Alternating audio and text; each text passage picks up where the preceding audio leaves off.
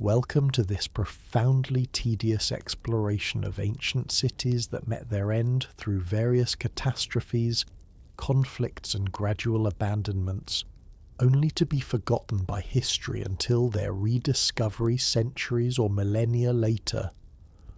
We will proceed with deliberate slowness, examining the mundane details of destruction, the gradual processes of forgetting, and the unremarkable circumstances of rediscovery in a manner carefully designed to lull you into peaceful slumber. Chapter 1. The Gradual Burial of Pompeii. Let us begin with Pompeii, not because its destruction was unknown, quite the opposite, but because the process of its burial and the long period during which its precise location was uncertain provides an ideal starting point for our soporific journey. Pompeii was destroyed in 79 CE by the eruption of Mount Vesuvius, but what followed was a slow process of forgetting that is worth examining in exhaustive detail. The eruption began on an August afternoon. The exact date has been debated by scholars for years, with some sources suggesting August 24th and others proposing dates in October based on archaeological evidence. This scholarly debate involves examining carbonized food remains, analyzing wine amphora dates, and reviewing historical texts for inconsistencies. The debate continues in academic journals, where researchers publish articles of profound technical detail that very few people read in their entirety. When the eruption began, Mount Vesuvius had been dormant for centuries. The mountain was green with vegetation. Vineyards covered its slopes. People living in the area didn't recognize it as a volcano because it had not erupted in living memory, or in the memory of anyone's grandparents. It was simply a mountain, larger than others in the region, but unremarkable in most respects. The first sign of eruption was a column of ash and pumice that rose high into the sky. This column, which modern volcanologists would classify as a Plinian eruption column, reached an altitude of perhaps 15 to 20 miles. The height is estimated based on descriptions in letters written by Pliny the Younger, who witnessed the eruption from across the Bay of Naples. His letters, written to the historian Tacitus years after the event, are our primary written source for what occurred. The ash and pumice began falling on Pompeii within hours. Small fragments of volcanic rock, light enough to be carried by wind, descended like grey snow. At first, the accumulation was gradual, 1 inch per hour perhaps, then 2 inches per hour. The rate varied based on wind patterns and the intensity of the eruption at any given moment. People could still walk through the streets, though they covered their heads with pillows, cloth or wooden boards to protect themselves from the falling material. As hours passed, the accumulation grew deeper, 6 inches, a foot, 2 feet. The weight of the material began to collapse roofs. Roman roofs were often flat or gently sloped, designed to shed rainwater but not to bear substantial weight. As several feet of ash and pumice accumulated, the supporting beams would crack, then fail. The roof would collapse into the room below, often trapping anyone who had taken shelter there. Some people fled. They left through the city gates, heading south toward the coast or north toward neighboring towns. Some of these people survived. Others were caught by pyroclastic surges, fast-moving currents of hot gas and volcanic matter that flowed down the mountainside during the night and early morning after the eruption began. These surges killed instantly through heat and asphyxiation. bodies have been found along the roads leading from Pompeii, frozen in their final moments. But the morning after the eruption began, Pompeii was buried under approximately 20 feet of volcanic material. The city that had housed perhaps 10 to 15,000 people was gone. Buildings were buried to their rooflines or beyond. Streets were filled in. The entire urban landscape was transformed into a gently rolling plain of grey volcanic material. In the immediate aftermath, survivors and people from neighbouring areas came to the site. They knew where Pompeii had been. Some had family or friends in the city. They dug through the volcanic material looking for valuables, for possessions, for bodies to bury. This salvage work continued for weeks or months. Anything of value that could be found was taken. But eventually this work ceased. The difficulty of digging through 20 feet of solidified ash and pumice was too great. The site was abandoned. Over the following decades, the memory of Pompeii remained. People knew that a city had been there. They knew approximately where it had been located. But without visible ruins, without walls or buildings projecting above the surface, the site became agricultural land. Farmers planted crops in the volcanic soil, which was quite fertile. Vines were planted. Olive trees grew. The buried city became farmland. As generations passed, the precise knowledge of what lay beneath the fields was lost. People knew that there had been a city somewhere in the area. Ancient sources mentioned Pompeii, but the exact location became uncertain. The landscape had been entirely transformed by the eruption. All the visual landmarks that would have identified the site were gone. During the medieval period, the area continued to be farmed. The name Pompeii was not entirely forgotten. It appeared in historical texts that were copied and preserved. Scholars who read ancient Roman histories knew that a city called Pompeii had existed and had been destroyed by Vesuvius. But this was abstract historical knowledge, not practical knowledge of where ruins could be found. The first accidental rediscovery occurred in 1599, when workers digging a canal to divert the Sarno River uncovered ancient walls and inscriptions. The inscriptions included the word Pompeii, but this did not immediately lead to recognition that the lost city had been found. The find was noted, some artifacts were removed, and then the canal project continued. The ruins were covered over again. More systematic exploration began in 1748, when Charles VII of Naples, interested in antiquities, sponsored excavations. Even then the work proceeded slowly. The excavators were looking primarily for valuable objects, statues, mosaics, metal items. They would dig tunnels into the buried city, remove anything valuable, and then abandon the tunnels. This treasure-hunting approach meant that much was destroyed or lost without proper documentation.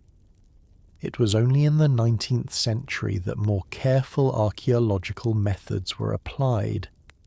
Excavators began to understand that the site itself was valuable, not just the objects within it.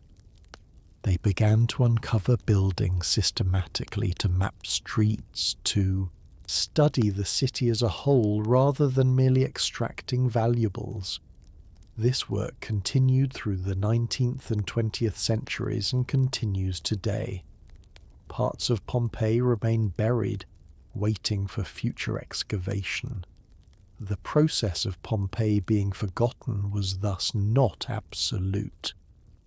The name was preserved in texts, the general location was known, but the precise site was uncertain, and the practical knowledge of where to dig to find the city was lost. This represents a common pattern with many forgotten cities. They are not entirely erased from memory, but become vague, their exact locations unclear, their details forgotten even as their names persist in historical records. Chapter 2. The Sand-Covered Ruins of Ancient Memphis. Memphis, the ancient capital of Egypt, provides another example of a great city that was destroyed not by sudden catastrophe, but by gradual abandonment and environmental change. The process of its decline and forgetting is instructive precisely because it was so slow and undramatic, unfolding over many centuries without any single moment of destruction. Memphis was founded around 3100 BCE, making it one of the oldest cities in human history. It served as Egypt's capital for much of the Old Kingdom, and remained an important city for millennia thereafter. The city was located on the Nile River in Lower Egypt, at the point where the river's valley met the delta. This strategic position made it a natural centre for administration and trade. The city at its height was substantial. Estimates of its population vary, but it likely housed several 100,000 people during peak periods.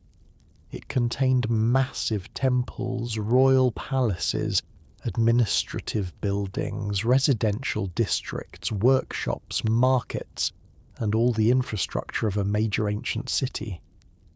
The temple complexes dedicated to Ptah, the city's patron deity, were particularly elaborate and extensive. The decline of Memphis began gradually after the founding of Alexandria in 332 BCE. Alexandria, located on the Mediterranean coast, became the new capital of Ptolemaic Egypt. It was better positioned for trade with the Mediterranean world. It had excellent harbours. It represented a new, Greek-influenced culture that the Ptolemaic rulers wanted to promote. Memphis, while still important, was no longer the primary centre of power. This shift in political centre did not immediately devastate Memphis. The city continued to function. Its temples remained active. People still lived there, worked there, worshipped there. But gradually, over decades and centuries, the city's importance diminished. Resources that previously would have been invested in Memphis were instead directed to Alexandria. New construction slowed. Maintenance of existing buildings became less consistent. The temples continued operating longer than other aspects of the city. Temple complexes were religious and economic centres, with their own lands, revenues and personnel. They had institutional inertia that allowed them to persist even as the city around them declined. The temples of Memphis remained significant religious sites into the Roman period, visited by pilgrims and maintained by priests who preserved ancient traditions. However, even the temples eventually declined. The rise of Christianity in the late Roman Empire meant that traditional Egyptian temples lost official support. Temple revenues were redirected. Priests were no longer trained in the old traditions. The temples fell into disrepair.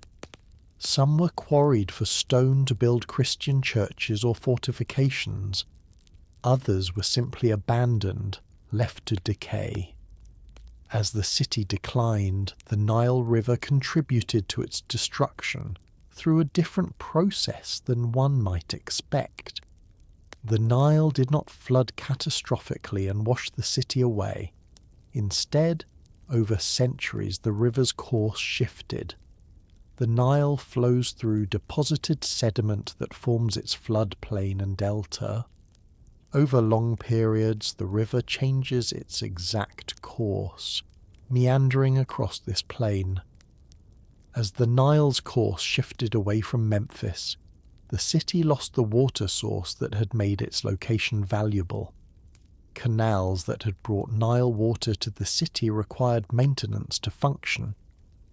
As the city declined and resources for maintenance diminished, these canals filled with sediment and ceased to function.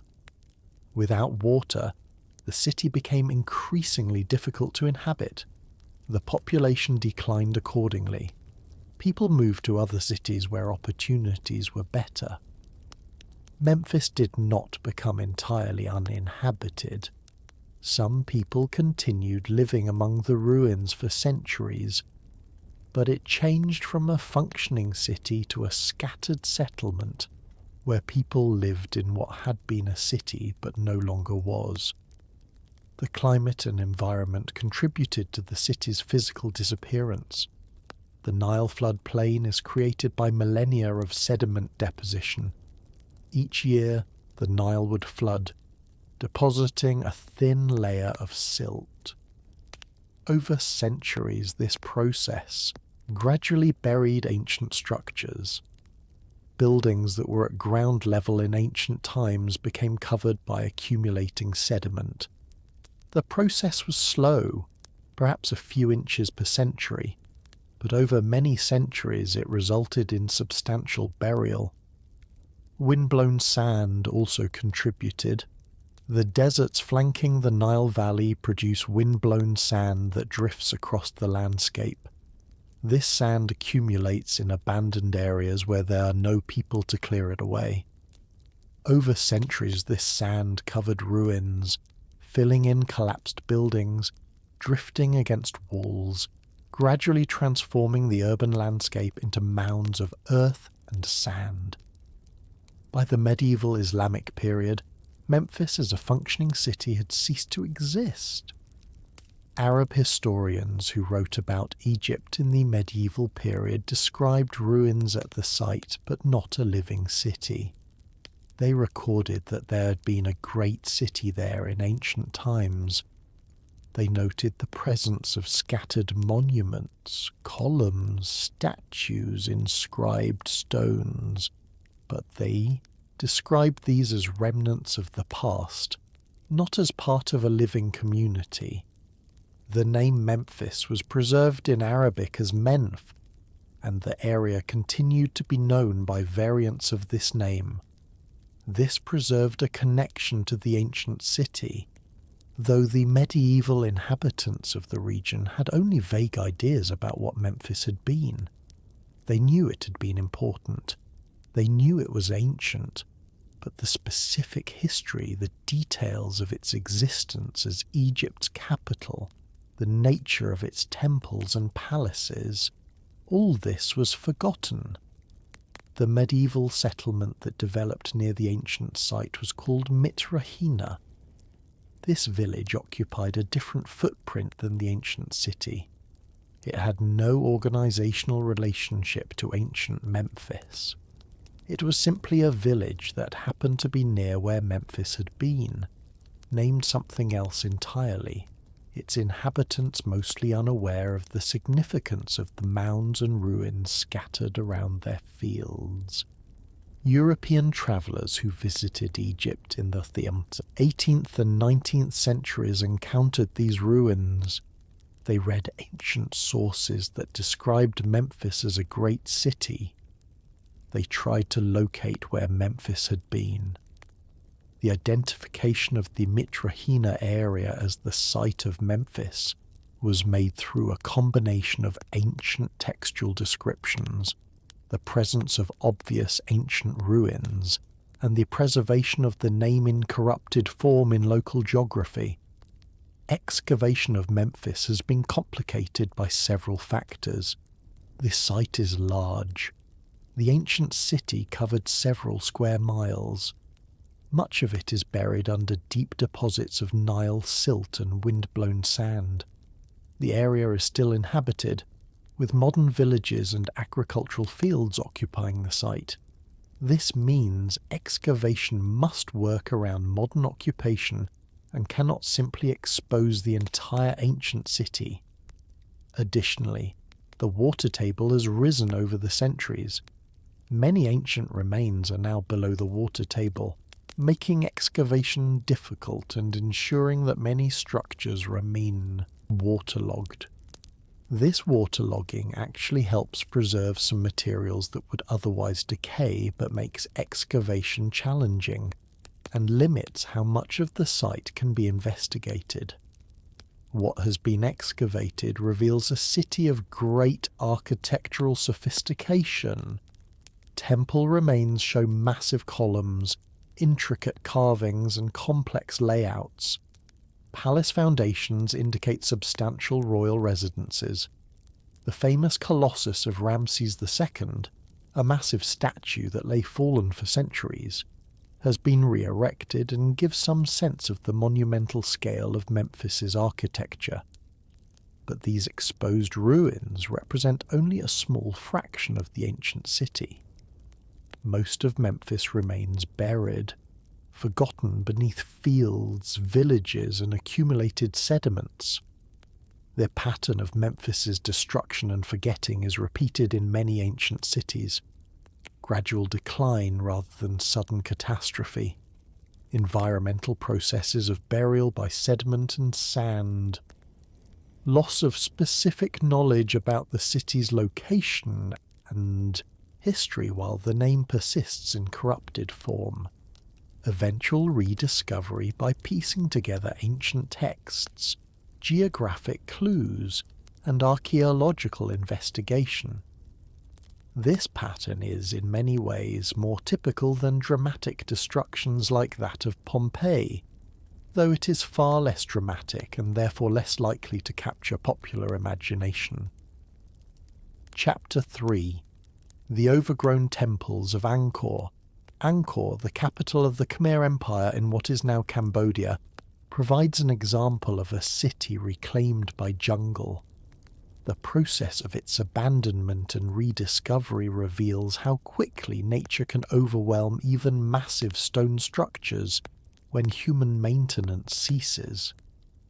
Angkor was not a city in the compact urban sense familiar from European history. Rather, it was an extensive urban complex spread over more than 100 square miles. The complex included multiple temple sites, reservoirs called barays, canals, rice fields, and scattered residential areas.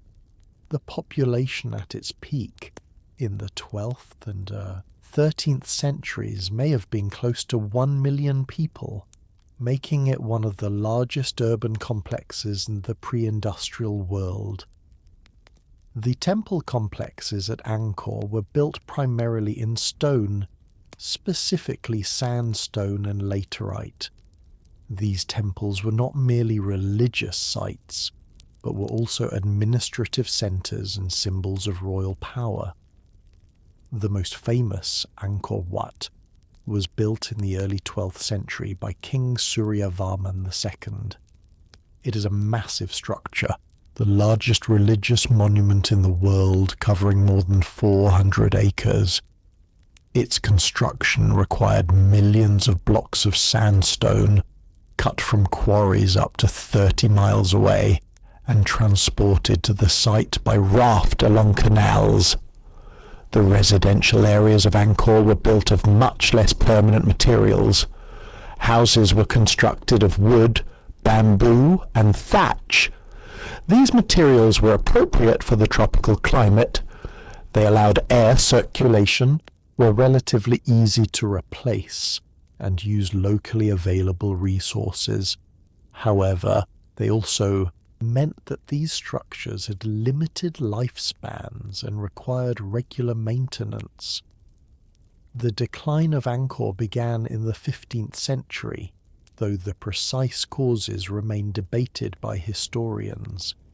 Several factors likely contributed.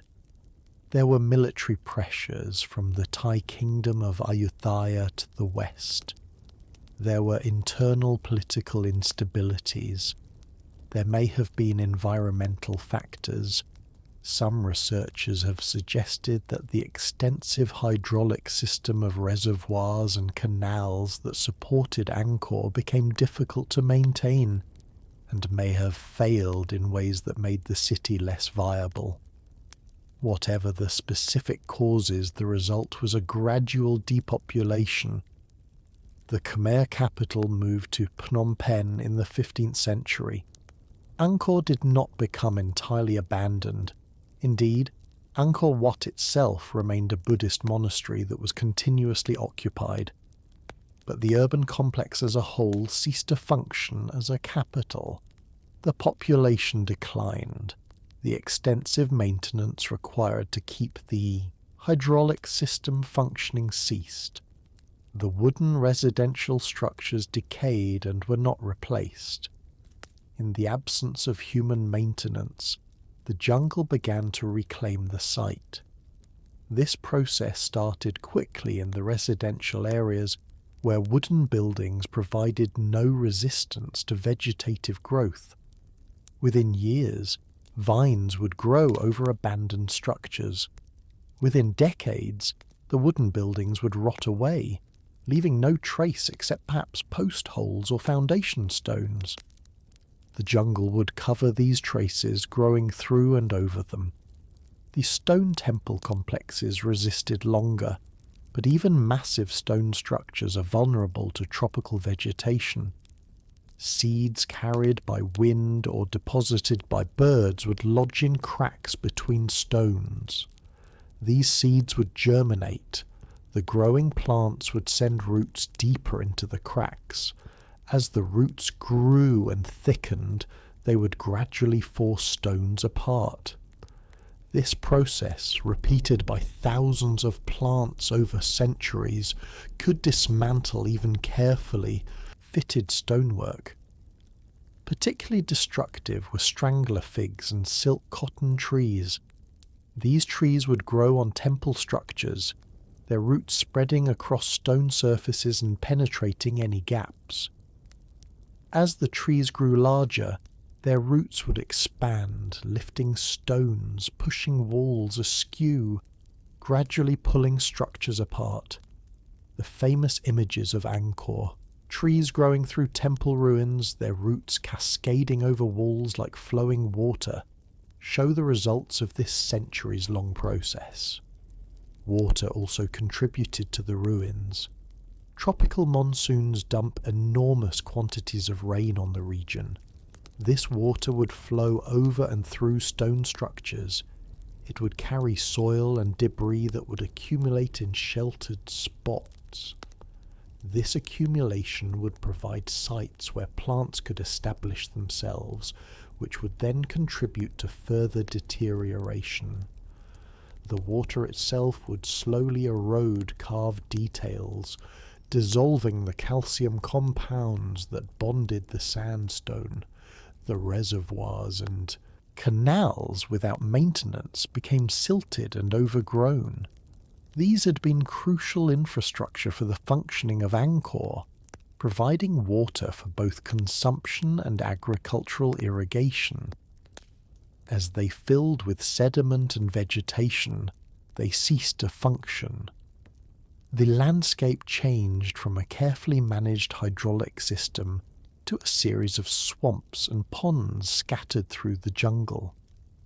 Despite the encroachment of vegetation and the physical deterioration of structures, Angkor was never entirely forgotten by local people. The site was known to Cambodians throughout the period of its abandonment. Local people continued to visit Angkor Wat as a pilgrimage site. They knew that the ruins scattered through the jungle had been built by their ancestors.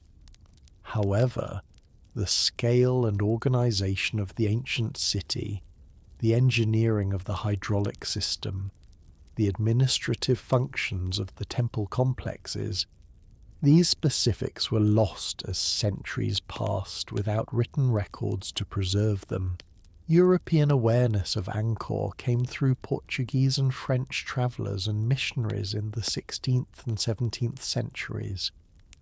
These travellers returned with descriptions of ruins in the jungle, massive stone temples overgrown with vegetation. Their reports generated interest, but did not immediately lead to systematic exploration or study. The rediscovery of Angkor is often attributed to French naturalist Henri Mouhot, who visited in 1860 and published accounts that brought the site to widespread European attention. However, this attribution is somewhat misleading.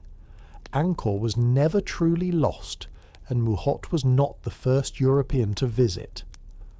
What Mouhot did was to provide detailed descriptions and illustrations that were widely disseminated in Europe, generating scholarly and public interest. Following Mouhot's publications, French colonial authorities in Cambodia began more systematic exploration and documentation of Angkor. This work accelerated after the establishment of the École Française d'Extrême-Orient in 1900, which took responsibility for studying and preserving Angkor. Clearing vegetation, stabilizing structures, and documenting the site became ongoing projects that continue to the present day. The process of clearing vegetation from the ruins is never-ending. As soon as an area is cleared, new growth begins. Maintaining the site in a condition where visitors can see the structures requires constant work to cut back vegetation, remove new seedlings, and prevent roots from re-establishing in stonework. This is not a matter of clearing once and being done, but rather of continuous maintenance in perpetuity. The same is true of structural conservation. As roots are removed, stones that had been held in place by those roots may become unstable. As vegetation is cleared, previously shaded stones are exposed to direct sunlight and increased weathering. Conservation work must constantly assess which structures are in danger of collapse, which stones need to be resecured, which areas need urgent intervention. This work will continue as long as humans want to preserve Angkor as a site that can be visited and studied. The pattern seen at Angkor, abandonment, rapid reclamation by vegetation, persistence of local knowledge even as specific historical understanding was lost, eventual rediscovery through European colonial exploration, is common in tropical regions. Many other temple complexes in Southeast Asia followed similar patterns. The jungle is remarkably effective at concealing human structures. Within decades, substantial ruins can become nearly invisible, hidden under canopy. The rediscovery of such sites often came only through systematic exploration, guided by local knowledge of ruins somewhere in the jungle. Chapter 4: The dust-buried cities of the Silk Road. The Silk Road was not a single road, but a network of trade routes connecting China with Central Asia, the Middle East, and ultimately Europe. Along these routes, numerous cities flourished, serving as trading centres, rest stops for caravans, and points where goods were transferred between different merchants and transport systems. Many of these cities were abandoned and forgotten, buried by the advancing desert sands and dust. The city of Lulan, located in what is now Xinjiang province in western China, exemplifies this pattern. Lulan was situated on the northeastern edge of the Taklamakan Desert, beside a lake called Lop Nur. The presence of water in this arid region made Lulan a crucial stopping point for caravans.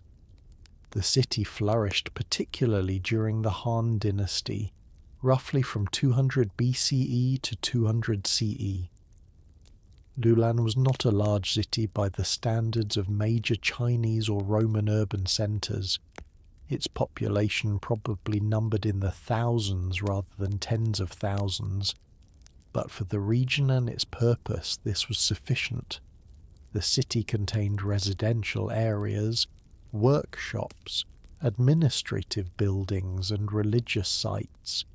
Structures were built primarily of mud brick and wood, materials appropriate to the local environment and available resources. The decline of Lulan was related to environmental change. The region around Lop Nur is extremely arid, receiving only trace amounts of rainfall. The lake and the rivers that fed it were fed by snowmelt from distant mountains. Changes in river courses, possibly due to tectonic activity or climatic shifts, caused the water sources to shift. The lake gradually shrank. Rivers that had flowed to Lulan changed course, no longer reaching the city. Without reliable water, the city could not sustain its population. The process of abandonment was probably gradual. As water became less reliable, some people would have left, seeking better situations elsewhere. Those who remained would have struggled with increasing difficulty until eventually the city was entirely abandoned. The date of final abandonment is uncertain. Probably sometime in the 4th or 5th century CE.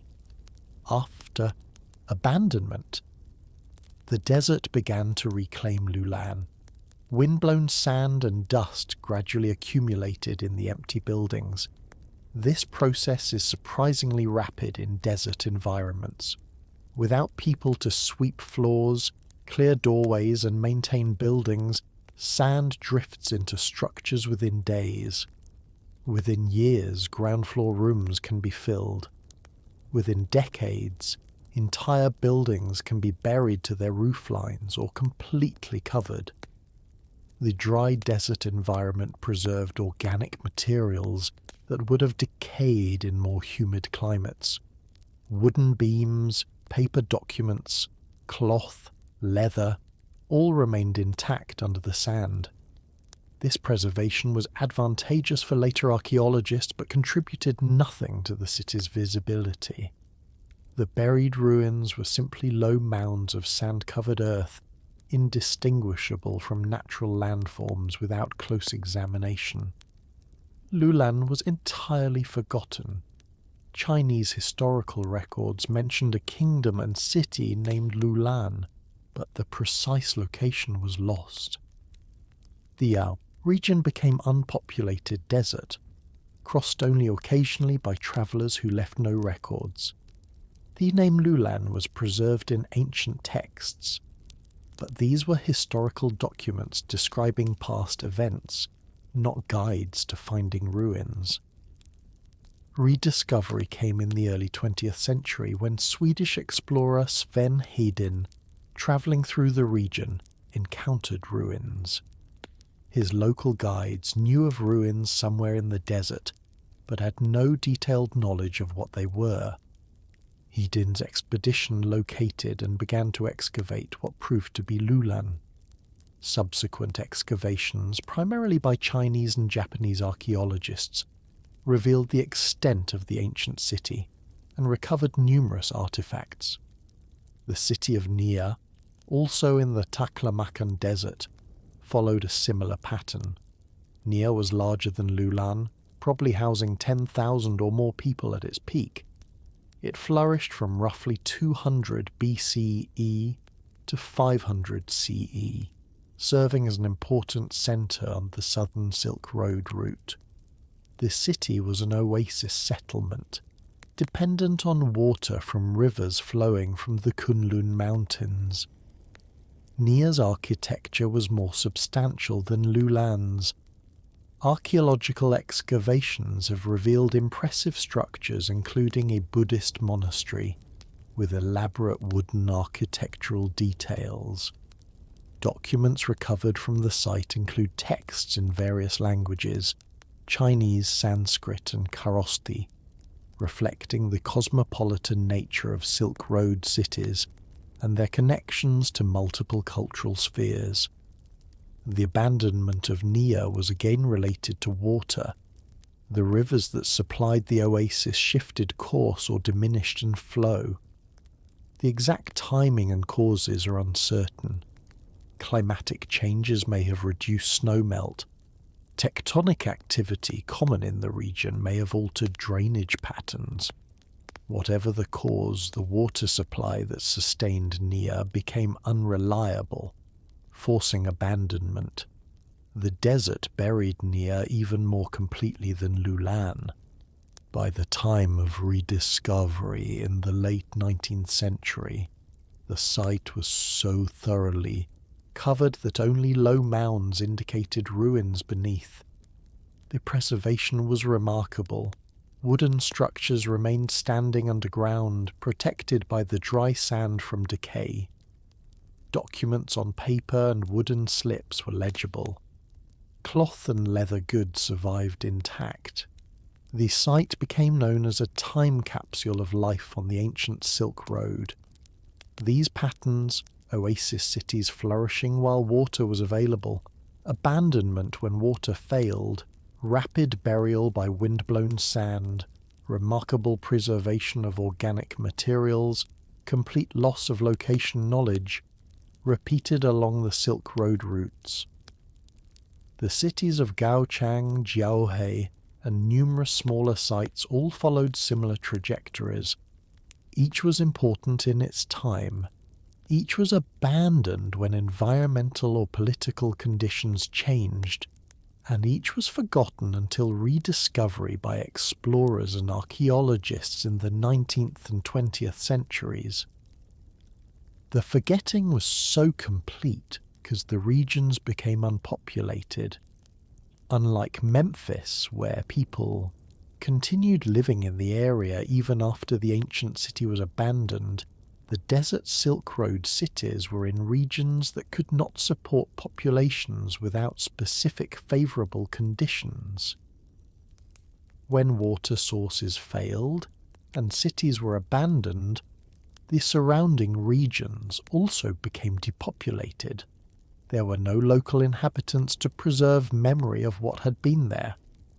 The rediscovery of these cities required expeditions into hostile desert environments. Explorers like Sven Hedin, Aurel Stein, and Albert von Lecoq travelled through extremely arid regions with limited water, extreme temperatures, and challenging logistics.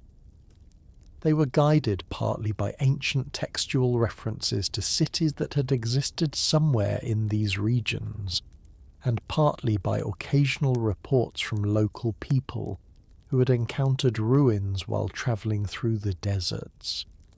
The excavation of these sites has been complicated by the environments in which they are located. Working in extreme desert heat is physically demanding. Water for excavators and for the excavation process itself must be transported from distant sources. The remoteness of the sites makes transporting equipment and supplies difficult and expensive. Despite these challenges, extensive excavation has been conducted, revealing much about life along the ancient Silk Road. The artifacts recovered from these cities include everyday items that provide insights into normal life. Pottery vessels, metal tools, glass beads, coins from various empires, weapons, agricultural implements. Also recovered are luxury goods that passed along the trade routes, silk fabric, precious metal items, exotic spices, carved jade, decorated objects showing influences from Chinese, Indian, Persian, and Greek artistic traditions. These finds document the cosmopolitan nature of Silk Road culture and the extensive trade networks that connected these remote cities to the wider ancient world. The process of these cities being destroyed was not dramatic. There were no earthquakes that toppled buildings in moments, no volcanic eruptions that buried them in hours, no barbarian armies that burned them in days. Instead, there was gradual environmental change, slow realization that the water situation was becoming untenable, incremental decision-making about whether to stay or leave, eventual abandonment, and then centuries of slowly being buried by sand. This gradual process lacks the drama of sudden destruction, but was far more common in ancient history than catastrophic ends. Chapter 5. The Silted Harbour of Ancient Ephesus. Ephesus, located in what is now western Turkey, was one of the great cities of the ancient world. At various times it was a Greek city, part of the Persian Empire conquered by Alexander the Great, a major city of the Roman Empire and an important centre of early Christianity. Its eventual decline and abandonment was caused not by military destruction or plague, but by environmental change so slow that it was barely perceptible within a single human lifetime.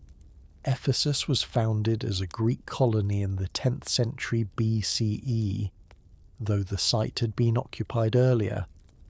The city's prosperity was based largely on its location. It sat at the mouth of the Cayster River, modern Küçük Menderes, where the river met the Aegean Sea. This position made it a natural port city, a point where goods could be transferred between seagoing ships and river transportation, or overland caravan routes. The harbour of Ephesus was crucial to the city's economy and importance. Ships from across the Mediterranean would dock at Ephesus, bringing goods from Egypt, Greece, Italy, and beyond. These goods would be traded for products from inland Anatolia and from caravan routes extending further east. The taxes on this trade enriched the city and allowed for the construction of impressive public buildings. The Temple of Artemis at Ephesus was one of the 7 wonders of the ancient world. This massive structure, rebuilt multiple times, was not merely a religious site but also functioned as a bank, an asylum for refugees, and a symbol of the city's wealth and importance.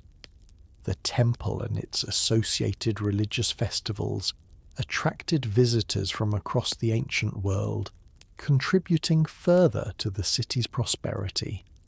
However, Ephesus faced a persistent environmental problem. The Cayster River carried sediment eroded from the interior of Anatolia. This sediment was deposited where the river met the sea. Over time, this deposition gradually filled in the harbour. The water became shallower. Mudflats extended further from shore. Ships with deeper drafts found it increasingly difficult to reach the harbour. This was not a sudden problem, but a gradual one, unfolding over centuries. The ancient Ephesians were aware of the issue and took measures to address it. They would dredge the harbour, removing accumulated sediment to maintain water depth. They would adjust the harbour facilities, building new docks and piers extending further into areas where the water was still deep enough for ships. They relocated the city itself several times, moving closer to the receding shoreline. These adaptive measures worked for centuries. Ephesus continued to function as a major port despite the ongoing siltation. The city reached its peak population, probably 200,000 to 250,000 people, during the Roman imperial period around the 1st and 2nd centuries CE. The ruins that tourists visit today mostly date from this period of prosperity. But the underlying environmental problem continued. No amount of dredging could permanently solve the issue as long as the river continued bringing sediment. Eventually, maintaining the harbour became too difficult and expensive. The siltation accelerated, or perhaps the economic resources available for harbour maintenance declined, and the harbour became increasingly unusable. As the harbour became less functional, Ephesus's economic basis eroded. Trade that had flowed through Ephesus shifted to other ports with better harbour facilities. Tax revenues declined. The wealthy merchants and ship owners who had financed many of the city's amenities left for cities with better economic prospects. The population gradually decreased as people moved elsewhere seeking opportunities. The Arab raids of the 7th and 8th centuries further damaged the city. These military attacks destroyed or damaged buildings and disrupted what trade remained. Following these raids, the remaining population relocated to the nearby hill of Ayas Suluk, a more defensible position.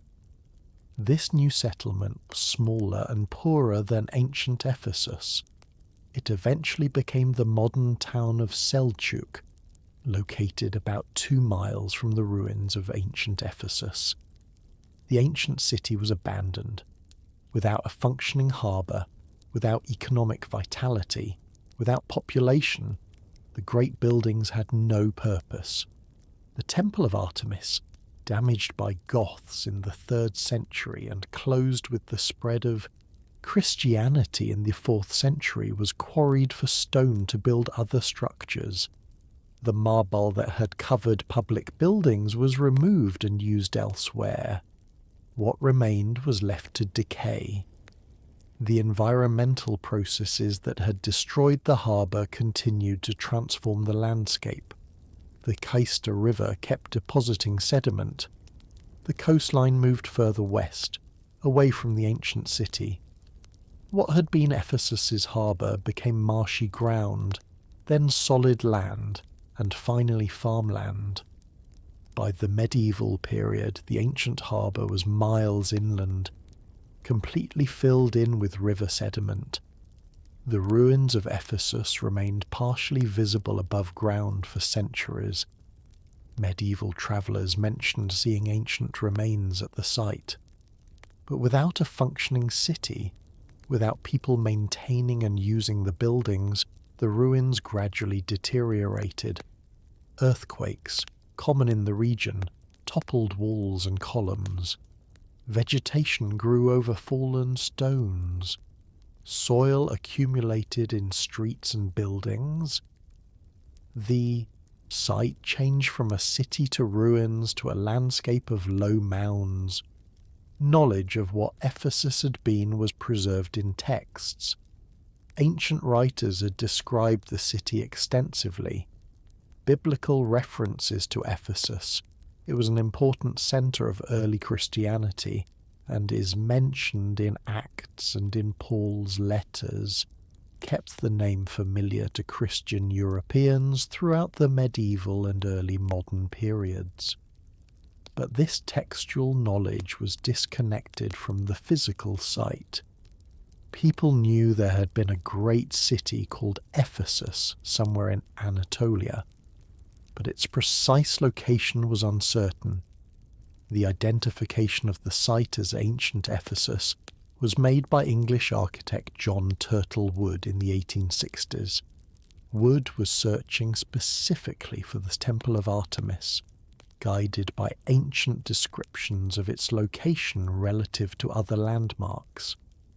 His excavations, sponsored by the British Museum, revealed the temple's foundations and confirmed the site as Ephesus. These identifications then led to more extensive excavations that uncovered much of the ancient city. Excavation of Ephesus has been ongoing since the 19th century. Significant portions of the ancient city have been uncovered, including the Library of Celsus, the Great Theatre, the Temple of Hadrian, extensive residential areas, and parts of the harbour installations. These excavations have revealed a wealthy, sophisticated city with advanced urban planning, elaborate architecture, and a cosmopolitan population. However, much of Ephesus remains unexcavated. The site is large, The ancient city covered several square miles. Parts are under modern buildings or agricultural fields. Excavation is expensive and time-consuming. The Turkish government and international archaeological teams continue to work at the site, but complete excavation is neither practical nor necessarily desirable. Some areas are left unexcavated intentionally, preserving them for future research with potentially better techniques. The story of Ephesus illustrates how environmental change, specifically the silting of a harbour, can gradually destroy a city's economic basis and lead to abandonment. The process took centuries. Each generation experienced only incremental change. The harbour was a bit shallower than their grandparents remembered. Maintenance was a bit more expensive. Some trade was shifting to other ports. None of this seemed catastrophic at the time, but the cumulative effect over many generations was the complete abandonment of what had been one of the Mediterranean's greatest cities. Chapter 6.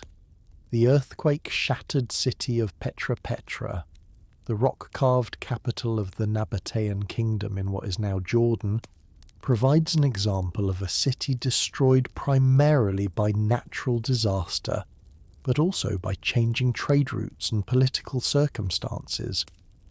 Its rediscovery by Europeans in the 19th century made it one of the most famous lost cities.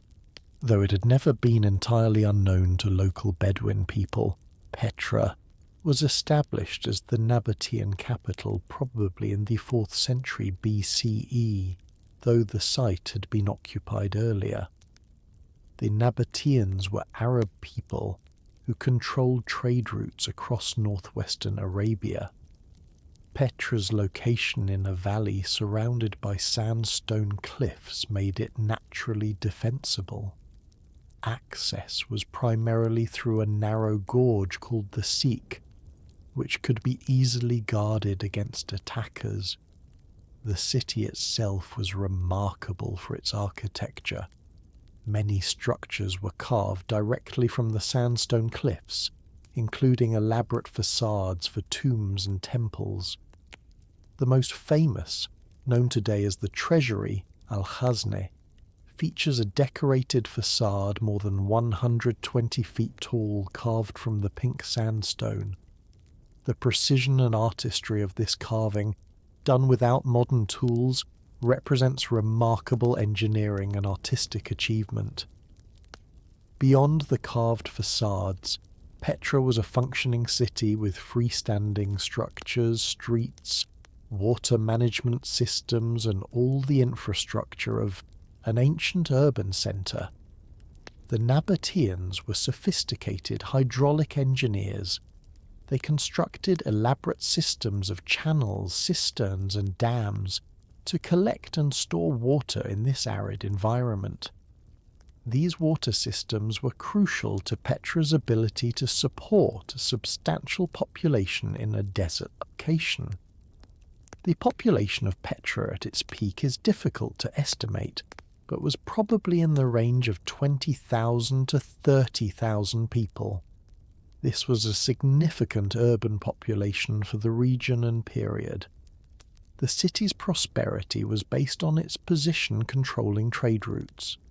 Caravans carrying incense, spices, and other valuable goods from Arabia, India, and East Africa passed through Nabatean-controlled territory.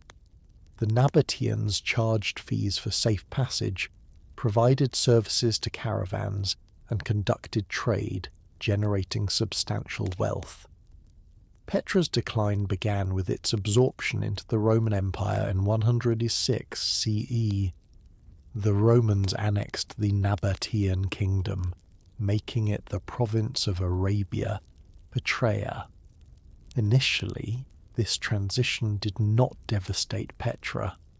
The city continued to function, and the Romans invested in infrastructure, building roads and public buildings. but the change in political control meant that Petra was no longer the capital of an independent kingdom, but rather one city among many in the Roman Empire. More significantly, trade routes shifted. The Romans developed sea routes through the Red Sea that bypassed overland caravan routes through Petra. Trade that had previously passed through Nabatean territory could now be transported by ship more efficiently. Petra's economic basis, controlling trade routes, was undermined. The city's importance and prosperity gradually declined as trade revenue decreased. Earthquakes delivered more direct damage. The region is seismically active, located near the junction of the African and Arabian tectonic plates. Several major earthquakes struck Petra during late antiquity. The earthquake of 363 CE was particularly destructive, damaging or destroying many of the city's buildings. The freestanding structures were vulnerable to seismic shaking, and many collapsed. The rock-carved structures were more resistant to earthquake damage, as they were carved from solid rock rather than built from separate stones that could be shaken apart. However, earthquakes could still damage these structures. Cracks could develop in the rock, facades could partially collapse, interior chambers could become unstable. The earthquake damage was not total destruction, but it significantly affected the city's functionality and appearance. Following the major earthquakes, Petra was partially rebuilt, but the city never recovered its former prosperity. The combination of reduced trade, earthquake damage, and the general decline of urban centres in the late Roman period meant that Petra gradually lost population. By the 7th century, when Arab Muslim armies conquered the region, Petra was already much diminished from its peak. The Byzantine period saw Petra functioning primarily as a Christian bishopric rather than as a major commercial centre. Churches were built, converting some of the earlier structures to Christian use. The population was much smaller than during the Nabatean period, probably only a few thousand people.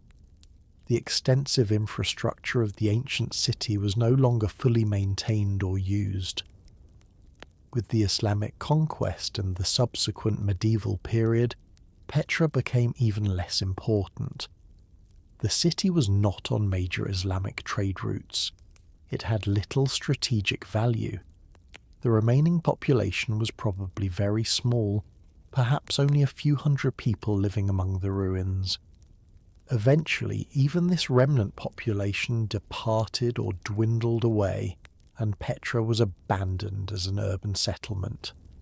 However, Petra was never entirely forgotten. Local Bedouin tribes knew of the ruins and used some of the carved structures as seasonal shelter. The tombs and carved facades being sheltered from weather within the valley remained substantially intact and visible. The site was known to local people by various names, though the ancient name Petra was not necessarily remembered. Western travellers had heard rumours of ruins in the region. Ancient sources mentioned Petra as the Nabatean capital, but the precise location was not known to Europeans. The region was controlled by Bedouin tribes who were suspicious of outsiders. European travel to the area was dangerous and uncommon. The rediscovery of Petra for European audiences is credited to Swiss explorer Johann Ludwig Burckhardt, who visited in 1812. Burckhardt, travelling disguised as an Arab merchant and using the name Ibrahim ibn Abdallah, convinced a local guide to take him to the ruins. He was the first European in modern times to describe Petra in detail, and his accounts brought the site to European attention. Following Burckhardt's reports, Other European travellers and explorers visited Petra. Detailed surveys and documentation began in the late 19th century. Archaeological excavation started in the early 20th century and has continued to the present. This work has revealed extensive remains beyond the famous carved facades, residential areas, markets, religious structures, the complex water management system, and evidence of the city's long occupation. The state of preservation at Petra is variable. The rock-carved facades are remarkably well preserved, protected by the sheltered location and the durability of the sandstone. However, the freestanding structures have largely collapsed or disappeared, leaving only foundations and scattered architectural elements. The extensive ruins demonstrate both how much survives and how much has been lost over the centuries of abandonment. Petra illustrates several recurring patterns in the destruction and forgetting of ancient cities: economic change, the shift in trade routes, undermined the city's prosperity and led to decline. Natural disasters, earthquakes, delivered physical destruction that accelerated the decline.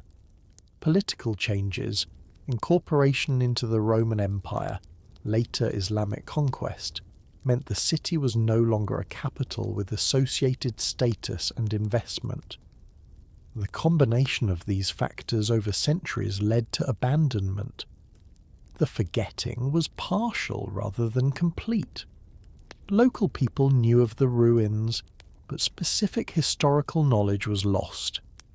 The name Petra was preserved in ancient texts, but was not connected to the physical site by Europeans until Burckhardt's visit. The lost city narrative is somewhat misleading. Petra was lost only to European awareness, not to local knowledge. But the extent of the ancient city, its historical importance, and the details of its past were indeed forgotten, until archaeological research revealed them. Chapter 7. The plague-emptied streets of Ostia. Antica, the port city of ancient Rome located at the mouth of the Tiber River, provides an example of a city that declined through a combination of environmental change and economic shift, without any single catastrophic event to mark its end.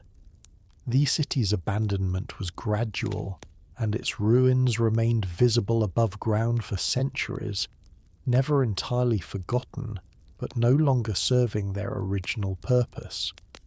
Ostia was founded, according to tradition, in the 7th century BCE, though archaeological evidence suggests the permanent settlement dates to the 4th century BCE. The city's purpose was to serve as Rome's port, handling the maritime trade that supplied the massive urban population of Rome itself. As Rome grew into a metropolis of 1 million or more people, Ostia became increasingly important as the point where grain from Egypt and North Africa and other goods from across the Mediterranean would arrive. The city developed substantial infrastructure to support this role. Warehouses for storing grain and other goods covered large areas. Apartment blocks housed the merchants, sailors, dock workers, and others who made their living from the port trade. Bath complexes provided recreation and hygiene facilities. Temples served religious needs. Markets, shops, and workshops met consumer needs. At its peak in the 2nd century CE, Ostia probably housed 50,000 to 60,000 people. However, Ostia faced the same environmental problem as Ephesus: silting. The Tiber River carried sediment eroded from central Italy. This sediment was deposited where the river met the sea. Over centuries, this deposition gradually pushed the coastline westward. The harbour facilities, carefully constructed to be at the shoreline, found themselves progressively further from the actual shore. The Romans attempted to address this problem by constructing artificial harbour facilities. The Emperor Claudius built a large harbour complex to the north of Ostia in the 1st century CE. This was supplemented by Trajan's hexagonal harbour, built in the early 2nd century. These artificial harbours were more resistant to silting than the natural river mouth, but they eventually faced similar problems. As the artificial harbours were built, some of the trade that had previously passed through Ostia shifted to these new facilities. This reduced Ostia's economic importance. The city continued to function, but with diminished commercial vitality.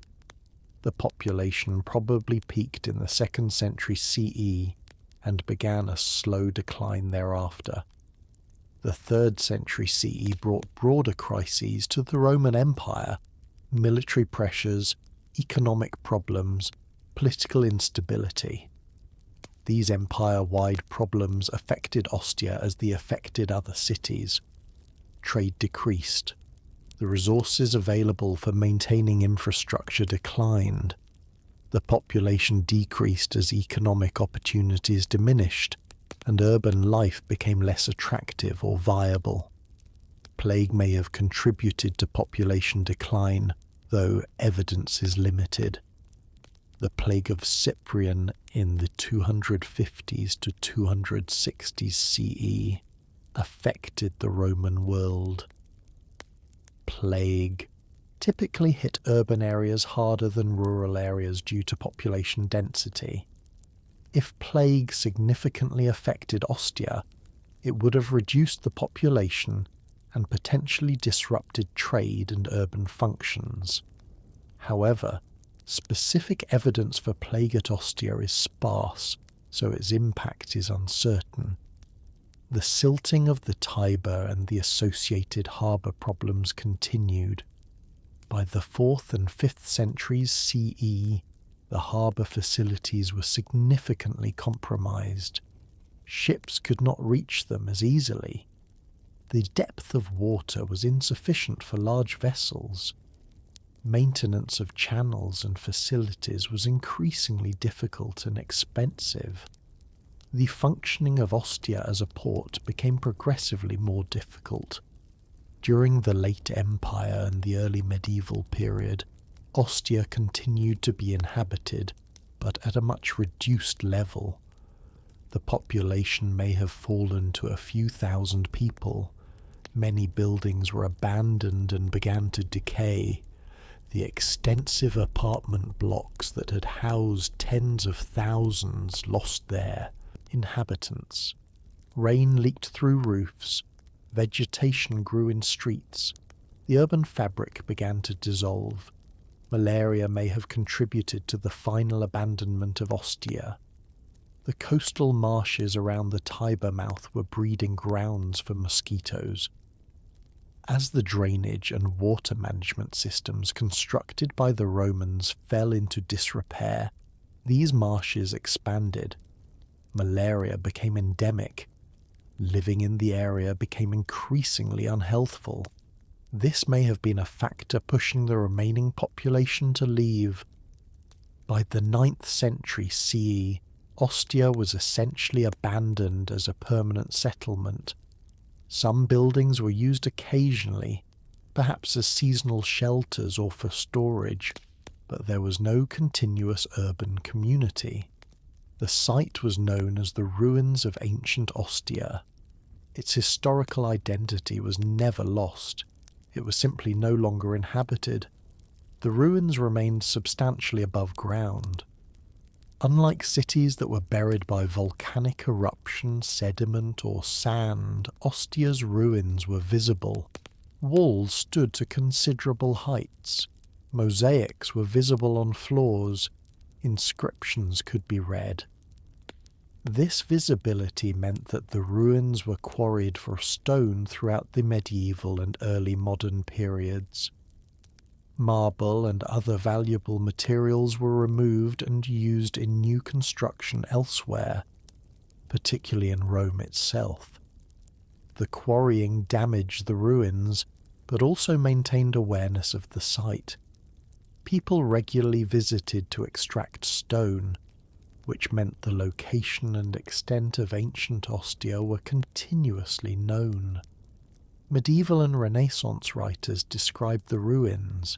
Artists sketched them. This site was never a lost city in the sense of a place whose location was unknown. Systematic archaeological excavation of Ostia began in the 19th century. However, the most extensive excavation occurred under the Italian fascist government in the 1930s and 1940s. Mussolini's regime was interested in showcasing ancient Roman achievement, and Ostia was chosen for extensive excavation. Partial reconstruction. Much of the site visible to tourists today was excavated during this period. The excavations revealed extensive remains of the ancient city. The street grid is largely intact. Building plans are clear. Numerous complete floor mosaics survive. Frescoes, though damaged, remain on some walls. Inscriptions provide information about businesses, residents, and civic life. The degree of preservation is remarkable for a site that was never buried, but remained exposed to weather and human interference for more than a millennium. However, this preservation is also problematic. Structures that were excavated decades ago continue to deteriorate from exposure to weather. Walls that had been protected by burial suffer water damage, freeze-thaw cycles, and biological growth once exposed. The excavated ruins require ongoing maintenance and conservation, which is expensive and labour-intensive.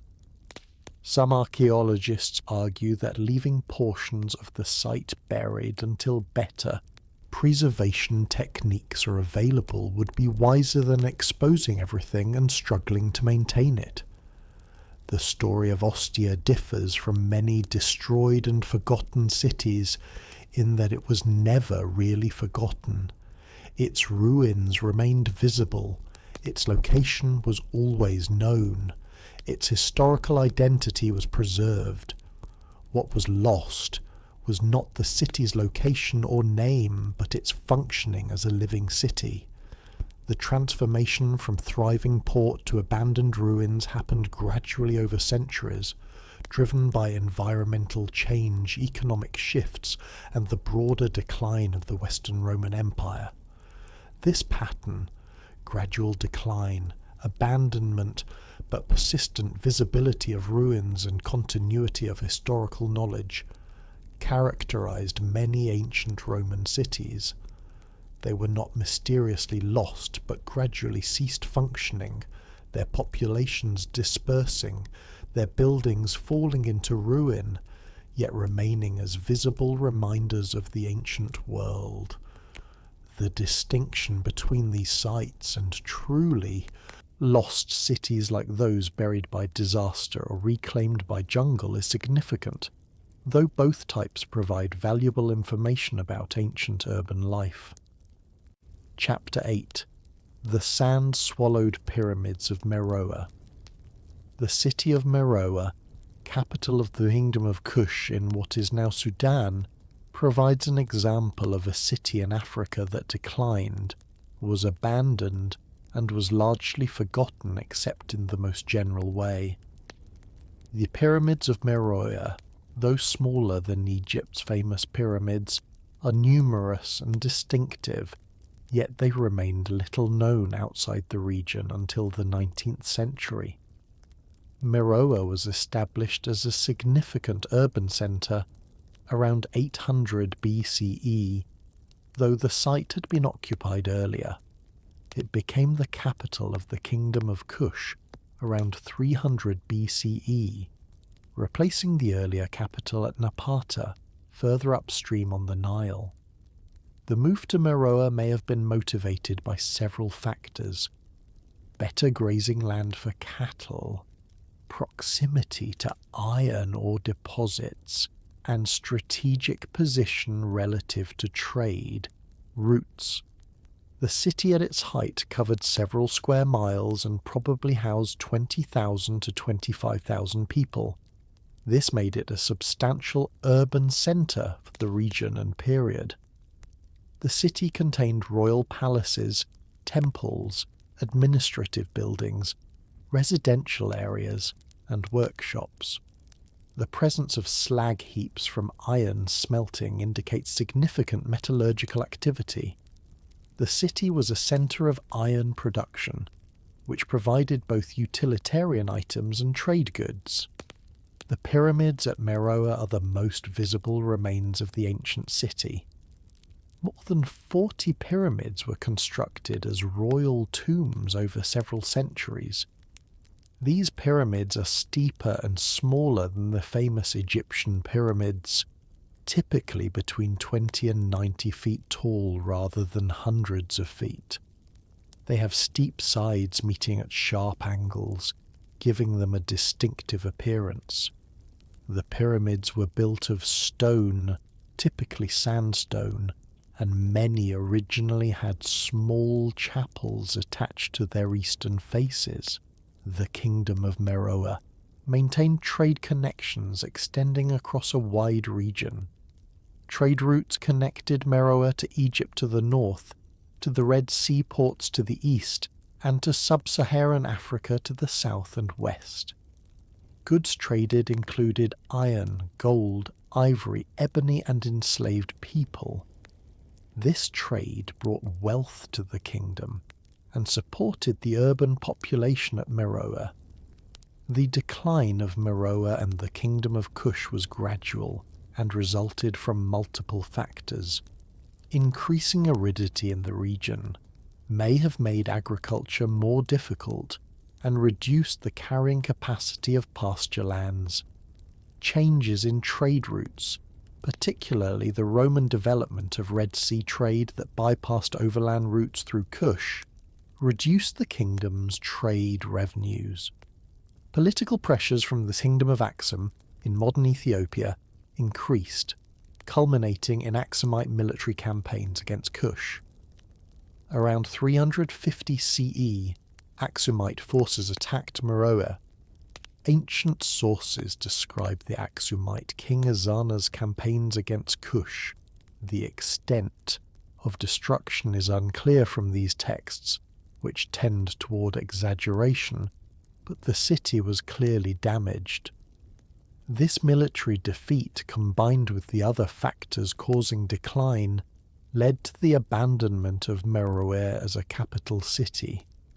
Following abandonment, the site was gradually covered by wind-blown sand.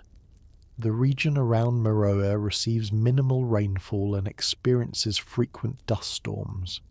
Sand accumulates rapidly in abandoned areas. The buildings of Meroe, constructed of sandstone and mud brick, provided little resistance to this burial. Within decades, lower portions of structures would have been covered. Within a century, most buildings would have been buried to their roof lines or entirely covered. The pyramids, being taller and constructed of more durable stone, resisted burial longer. However, they too were gradually covered, particularly their lower portions and the attached chapels. By the medieval period, the pyramids appeared as unusual conical hills rising from the desert, their identity as human constructions not immediately obvious to casual observers unfamiliar with their history. The Kingdom of Kush and Meroe were mentioned in ancient texts. Greek and Roman geographers knew of the kingdom, though their information was often limited and sometimes garbled. Biblical references to Kush or Kush generally referred to the region of Nubia/Sudan rather than to the specific kingdom. Medieval Arab geographers had some knowledge of the region's history, but often mixed historical and contemporary information in confusing ways. By the early modern period, European knowledge of Meroe was almost entirely absent. The region was remote, difficult to access, and under the control of various Islamic kingdoms that were not well connected to European trade or diplomatic networks. European maps of Africa largely left the interior blank or filled with speculation. Meroe was not marked on maps because Europeans did not know it existed. The first detailed European description of Meroe came from French mineralogist Frédéric Cailliau, who visited in 1821. Cailliau was travelling in Sudan as part of an expedition sponsored by the ruler of Egypt. He encountered the pyramids, recognised them as ancient monuments, and provided descriptions and drawings. His reports brought Meroe to European scholarly attention. Subsequent European visitors to Meroe included the unfortunate Giuseppe Fellini, an Italian treasure hunter who in 1834 demolished several pyramid tops searching for gold and jewellery. Fellini did find some valuable items, which he sold to European museums, but his destructive methods damaged several pyramids irreparably. The flat tops of some Meroe pyramids today result from Fellini's removal of their peaks. More scientific investigation of Meroe began in the late 19th century and has continued to the present. British, German, and more recently Sudanese archaeologists have excavated at the site. This work has revealed much about the city's extent, its architecture, its economic activities, and its connections to other regions. Inscriptions in the Meroitic script, a still incompletely deciphered writing system, have been found and studied. The excavations have also revealed the challenges of working at desert sites. The dry conditions preserve organic materials well. Wood, leather, basketry can survive where they would decay in more humid climates. But the sand that covers sites also makes excavation challenging. It must be removed carefully, then prevented from filling in excavation trenches. Wind constantly deposits new sand, requiring ongoing management. The heat and harsh conditions make extended field seasons difficult for excavation teams. The forgetting of Meroe was never absolute. Local people in the region knew of ruins and pyramids at the site. However, the specific historical knowledge of Meroe as the capital of the Kingdom of Kush, the details of its history and culture, and its connections to broader ancient world had been lost. The rediscovery involved reconnecting the physical site with historical references in ancient texts, identifying the ruins as the city mentioned by ancient authors. This pattern of partial forgetting, where a site and its ruins are known locally but have lost connection to their historical context, is common with ancient sites in regions that experience cultural discontinuity. The people living near Meroe in recent centuries were not cultural descendants of the Kingdom of Kush. They had different languages, religions, and cultural traditions.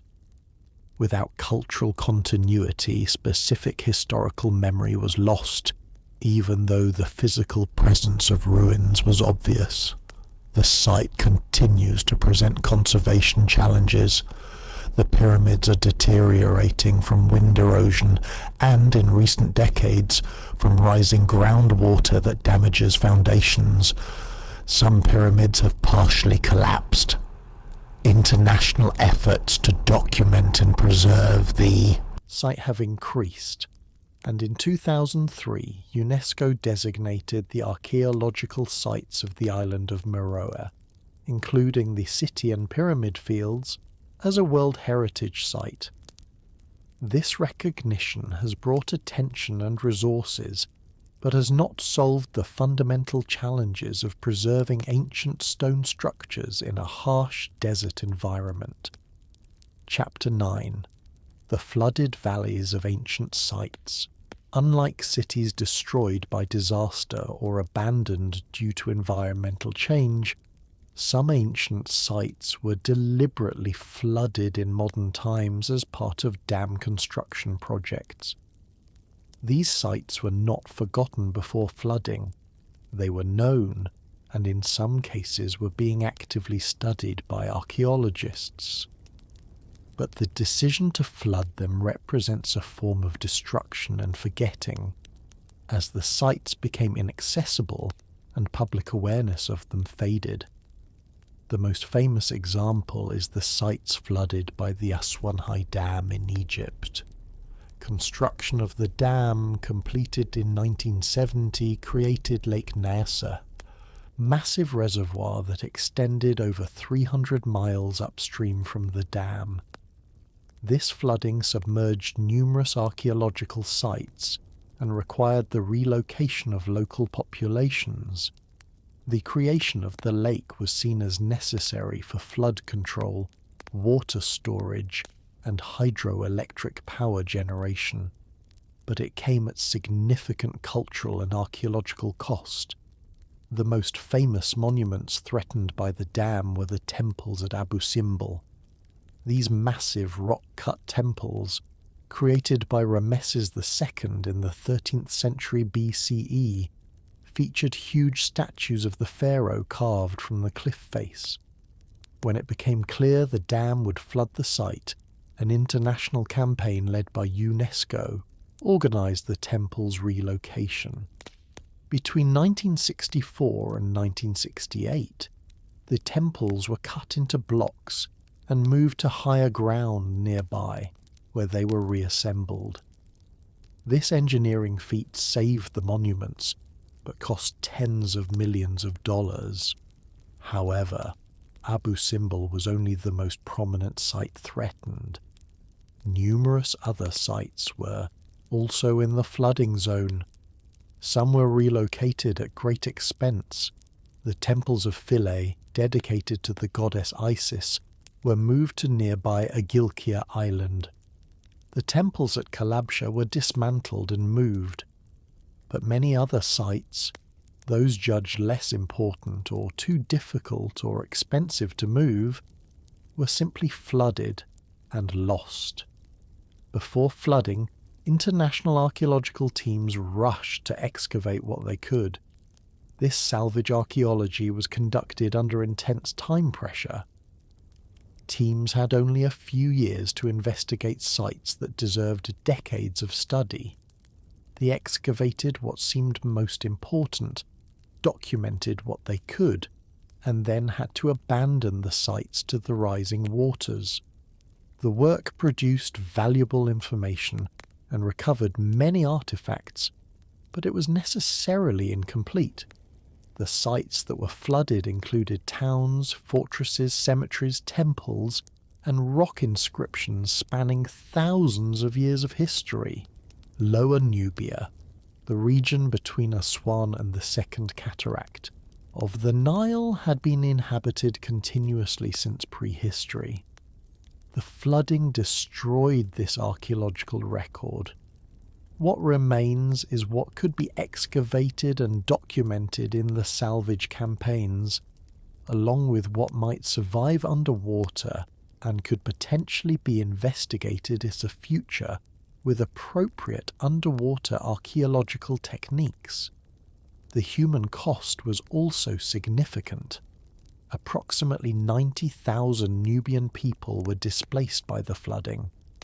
Their villages, farmland, and communities were submerged. They were relocated to other areas, losing not just homes, but the landscape and places that were part of their cultural identity. This displacement was a form of cultural destruction parallel to the archaeological destruction. though it received less international attention. The archaeological sites now lie underwater. Most are at depths that make casual diving impossible or impractical. The water is murky, visibility is limited, and the sites are remote. Some underwater archaeological investigation has been conducted documenting a few submerged sites, but the expense and difficulty mean that most submerged sites have not been revisited since flooding. For practical purposes, these sites are now inaccessible and are gradually being forgotten. A generation has grown up since the dam's completion, for whom the flooded sites have always been underwater. The documentation from salvage excavations exists in archaeological reports and museum collections, but the sites themselves are out of sight and increasingly out of mind. This represents a form of forgetting, not loss of all knowledge, but loss of access and gradual fading from public consciousness. Similar patterns occurred with other dam projects. In Turkey, the construction of the Ataturk Dam and other dams as part of the Southeastern Anatolia project flooded extensive areas in the upper Tigris and Euphrates river basins. These areas were archaeologically rich, having been inhabited since the earliest periods of Near Eastern civilization. The dams were built despite international archaeological concern, after salvage excavation campaigns that were rushed and incomplete. The ancient city of Zeugma, a Hellenistic and Roman city on the Euphrates, was partially flooded by the Birisik Dam in 2000. Rescue excavations recovered remarkable mosaics and other finds, but much of the site is now underwater. The flooding was controversial, with archaeologists arguing that the site deserved more time for excavation, but economic and political considerations took priority over archaeological preservation. In China, the Three Gorges Dam project flooded extensive areas along the Yangtze River. This region had been inhabited for millennia and contained numerous archaeological sites. Chinese archaeologists conducted salvage excavations, but the scale of the project and the time available meant that only a fraction of sites could be properly investigated before flooding. Many sites were simply submerged, their archaeological potential lost. The pattern across these dam projects is similar. Economic development and water management are prioritized over archaeological preservation. Salvage excavation is conducted to mitigate the damage, recovering what can be recovered in the time available. The most important monuments might be relocated if the expense can be justified, but many sites are simply flooded and lost, their existence known but their investigation now impossible. This represents a different kind of destruction and forgetting than natural disasters or gradual abandonment. These sites were not forgotten before flooding. They were known, and their value was recognized by archaeologists. The destruction was deliberate, a calculated decision that the benefits of the dam outweighed the cost of losing archaeological sites. The forgetting happens afterward, as the flooded sites become inaccessible and public attention moves on to other matters. The ethics of such projects are debatable. Proponents argue that dams provide essential water management, flood control and power generation that benefit millions of people. The archaeological loss, while regrettable, is justified by these benefits. Opponents argue that the archaeological and cultural losses are irreplaceable, that alternative approaches to water management should have been pursued. and that the interests of displaced local populations and archaeological heritage should have been weighted more heavily in decisions. What is clear is that these flooded sites now constitute a category of destroyed and largely forgotten ancient cities and monuments. They exist underwater, documented in archaeological reports but inaccessible to public view or further study. They are slowly being forgotten as time passes and as the generation that knew them before flooding is replaced by generations who have only known them as submerged, invisible, and increasingly abstract features of the underwater landscape. Chapter 10. The overgrown platforms of the Maya cities. The Maya civilization of Mesoamerica built numerous cities in the tropical lowlands of what is now southern Mexico, Guatemala, Belize, and Honduras. Many of these cities were abandoned during the Maya collapse of the 9th and 10th centuries CE. The causes of this collapse remain debated, but the result was the abandonment of major urban centres that were then reclaimed by jungle, forgotten except by local people, and rediscovered by Europeans centuries later. The city of Tikal in the Petén region of Guatemala was one of the largest Maya cities. At its peak in the 8th century CE, Tikal may have housed 60,000 to 90,000 people. The city centre contained massive temple pyramids, palace complexes, ball courts, and carved stone monuments called stelae.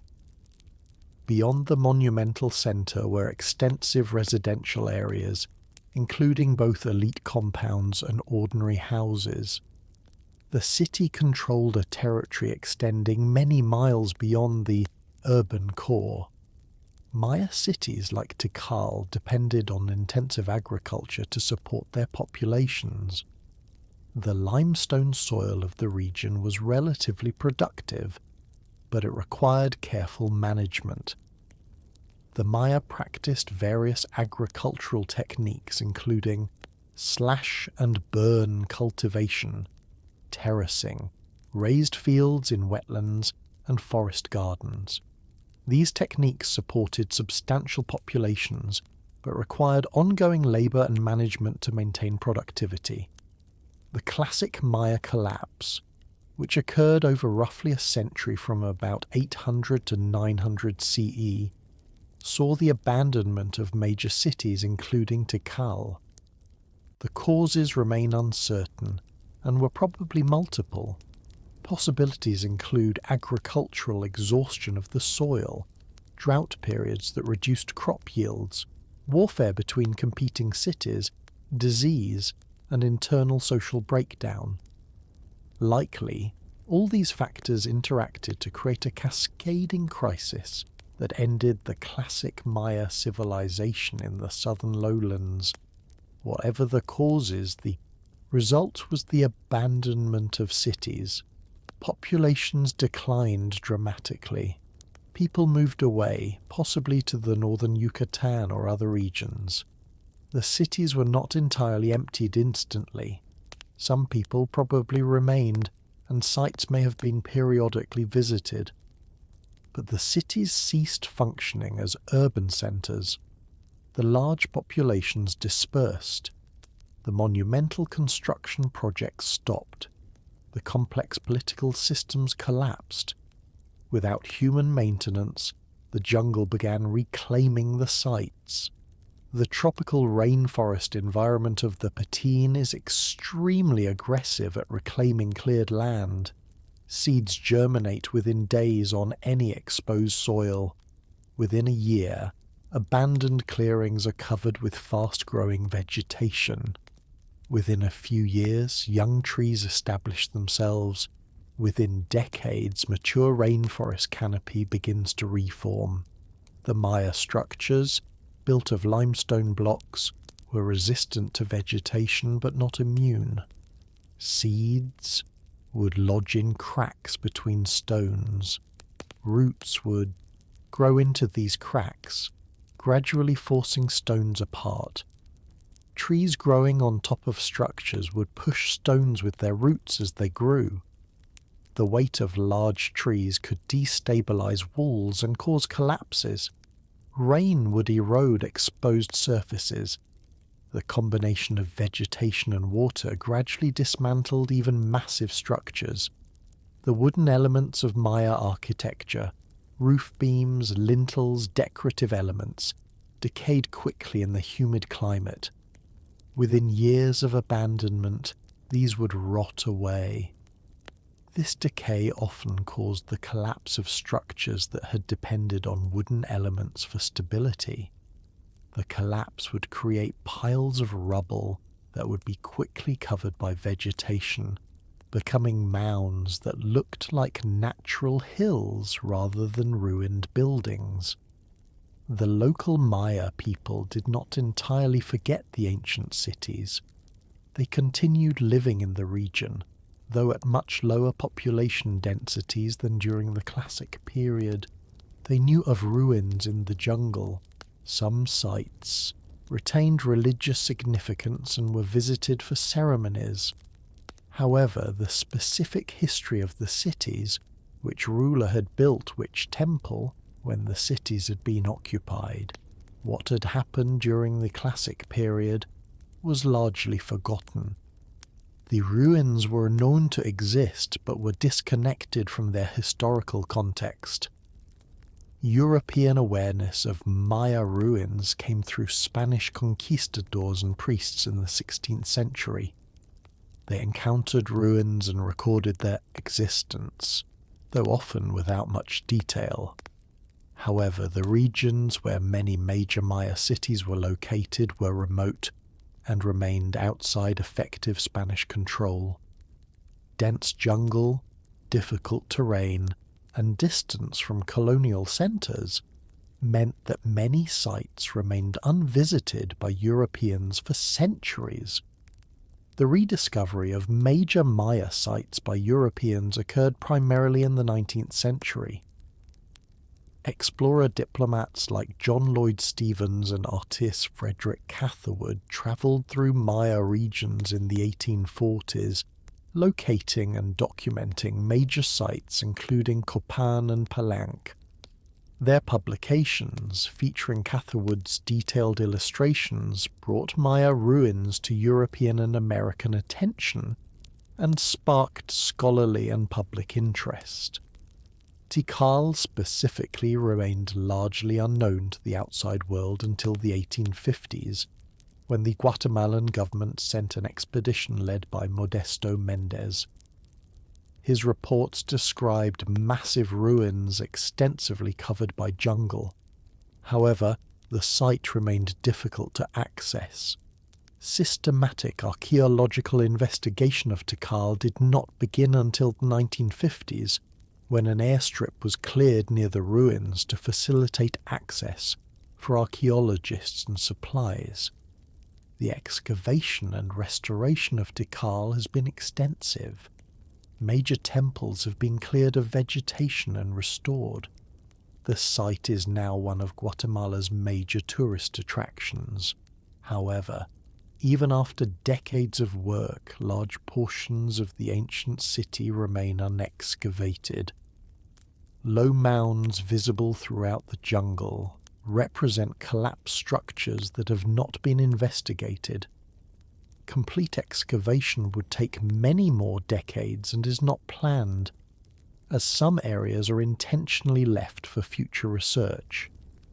The pattern seen at Tikal, abandonment, rapid jungle reclamation, local knowledge of ruins without specific historical understanding, European rediscovery in the 19th century, and 20th century archaeological investigation is repeated at many other Maya sites. Caracol, Calakmul, El Mirador, and dozens of other major cities followed similar trajectories. Each was a substantial urban centre during the Classic period. Each was abandoned during the collapse, Each was overgrown by jungle, and each was eventually relocated and investigated by archaeologists. The ruins continue to emerge from the jungle. Archaeological surveys using aerial photography, satellite imagery, and recently LiDAR, light detection and ranging technology, continue to discover previously unknown Maya structures hidden under jungle canopy. LiDAR in particular has revolutionized Maya archaeology by allowing detection of structures without physically clearing jungle. Surveys conducted in the past decade have revealed that Maya cities were even more extensive than previously realized, with low-density urban sprawl extending well beyond the monumental centers. This continuing discovery process means that the full extent of Maya urbanism is still being determined. Sites thought to be fully mapped turn out to have been much larger. New sites are still being found.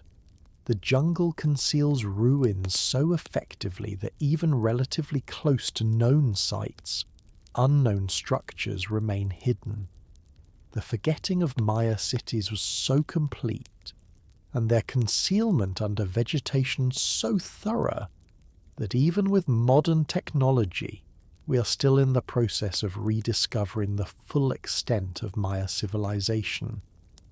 The challenge of preserving Maya ruins once they are cleared is significant. The same jungle that concealed the ruins will reclaim them if maintenance stops. Trees grow back quickly, roots penetrate structures.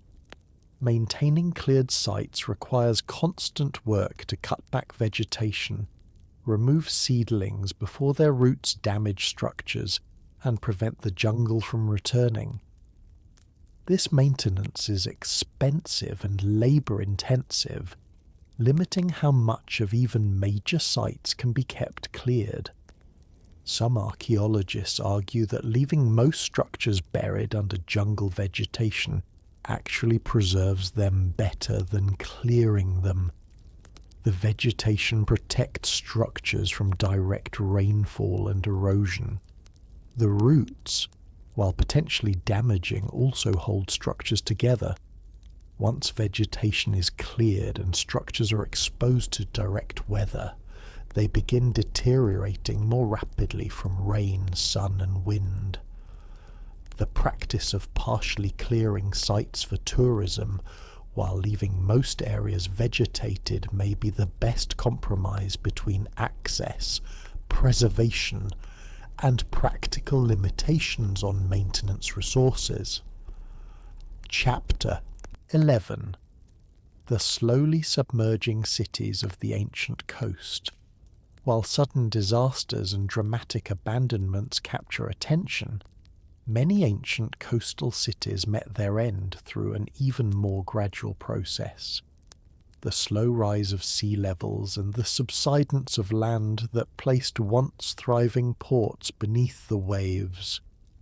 These cities were not buried by volcanic ash or sand, but were drowned, their ruins now lying on sea floors or in coastal shallows, largely forgotten because they are invisible. The ancient city of Heracleion, also known as Thonis, was a major port city near the mouth of the Nile in Egypt. Historical texts mention the city, describing it as an important trading centre where goods entering Egypt from the Mediterranean were processed and taxed. The city was particularly important before the founding of Alexandria in 332 BCE. After Alexandria became Egypt's primary port, Heracleion declined in importance but continued to exist and function. The city's location at the Nile Delta made it vulnerable to several gradual processes. The Nile Delta is formed by sediment deposited by the river, creating land that extends into the Mediterranean. However, this land is not stable. It gradually compacts under its own weight, causing the surface to subside. Additionally, The weight of deposited sediment causes the underlying crust to flex downward. These processes mean that delta regions slowly sink relative to sea level. Simultaneously, sea levels have been gradually rising since the last ice age. The rate of rise varies over time and was slower in ancient times than in recent centuries, but it was nonetheless ongoing. The combination of land subsidence and sea level rise meant that coastal areas in the Nile Delta were gradually becoming lower relative to the sea. Areas that had been dry land slowly became tidal zones, then shallow water, then deeper water. For Heracleion, this process unfolded over many centuries. Buildings that had been constructed on dry land found their foundations increasingly waterlogged. Basements flooded, ground floors became unusable. The water table rose, making wells unnecessary, but also making cellars and lower levels of structures uninhabitable. Saltwater infiltration made the situation worse, as salt corrodes building materials and makes water undrinkable. The city's harbour facilities, carefully constructed to be at the waterline, found the water gradually rising higher. Docks that had been appropriate heights above water became submerged. Harbour structures required constant modification to remain functional as water levels changed. Eventually, these modifications became too extensive and expensive to maintain, and the harbour became less functional. Earthquakes, relatively common in the region, accelerated the subsidence. A major earthquake would cause sudden settling of the unstable delta sediments, dropping the land level by inches or feet instantaneously. These sudden drops added to the gradual subsidence, and sea level rise progressively submerged the city. By the 8th century CE, Heracleion was largely or entirely underwater and had been abandoned. The submerged city was forgotten. The name Heracleion persisted in ancient texts, but without visible ruins or a functioning community, the city became abstract historical knowledge rather than a known geographical location. The underwater ruins, covered by sediment and marine growth, were invisible from the surface. Fishermen sailing over this site had no idea that a major ancient city lay beneath their boats. Rediscovery came only with modern underwater archaeology. In 2000, French archaeologist Franck Goddio located the ruins of Heracleion in Aboukir Bay, about 20 feet underwater. The discovery was made using electronic survey equipment that detected anomalies on the seafloor. Subsequent diving investigations confirmed that these anomalies were ruins of ancient structures. The excavation of underwater sites presents unique challenges. Divers can work underwater for only limited periods before needing to surface. Visibility is often poor due to water cloudiness. Moving sediment underwater is more difficult than on land. Preserving artifacts that have been underwater for centuries requires special care, as exposure to air can cause rapid deterioration. Despite these challenges, extensive artifacts have been recovered from Heracleion, including massive statues, inscribed stelae, ships, and everyday objects. The city of Pavlopetri, off the coast of southern Greece, is another example of a submerged ancient city, and it may be the oldest known submerged city. The site dates to the Mycenaean period, roughly 1600 to 1100 BCE, making it more than 3,000 years old. The city was a Bronze Age settlement of considerable size, with streets, buildings and tombs laid out in an organised urban plan. Pavlopetri's submersion was caused by earthquakes. The region is seismically active. located near tectonic plate boundaries. Earthquakes can cause sudden subsidence as the ground settles or as one section of crust drops relative to another. For Pavlopetri, one or more earthquakes probably caused sudden subsidence that dropped the city below sea level. The inhabitants would have had to evacuate rapidly. The city would have been abandoned as it became uninhabitable. Once submerged, the ruins were gradually covered by marine sediment and growth. However, the water at Pavlopetri is relatively shallow, only about 10 to 13 feet deep, and clear, meaning that the ruins have been visible to divers and even to people looking down from boats. Local people were aware of ruins on the seafloor for decades before they were identified as an ancient city. The identification and systematic investigation of Pavlopetri began in 1967, when oceanographer Nicholas Fleming surveyed the site. He recognized the organized layout of structures as evidence of a planned settlement. Subsequent investigations mapped the site and recovered artifacts.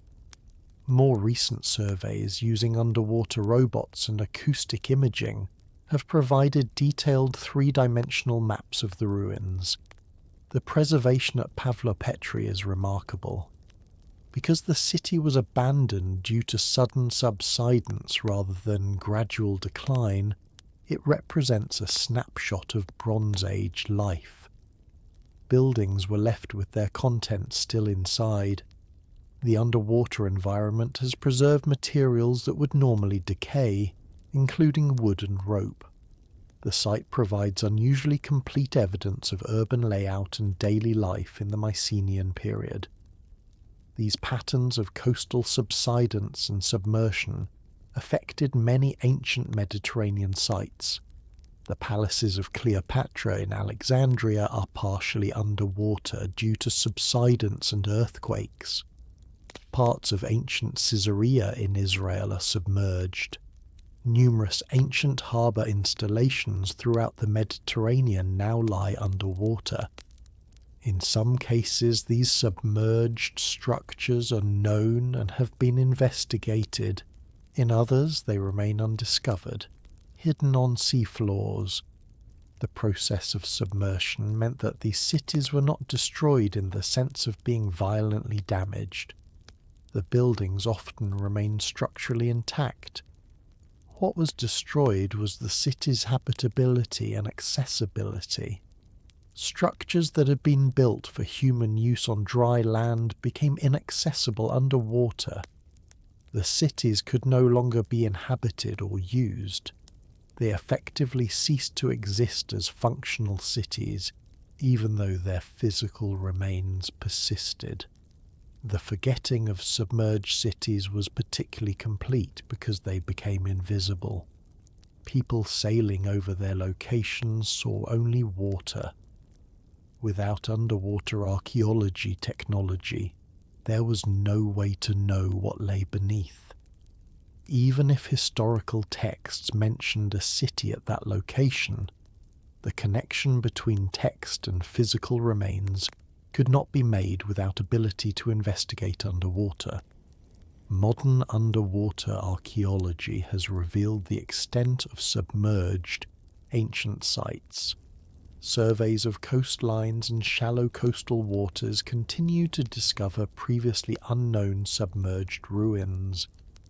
Many more sites likely remain undiscovered, particularly in deeper water where conventional diving is impossible and where survey equipment has not yet been deployed.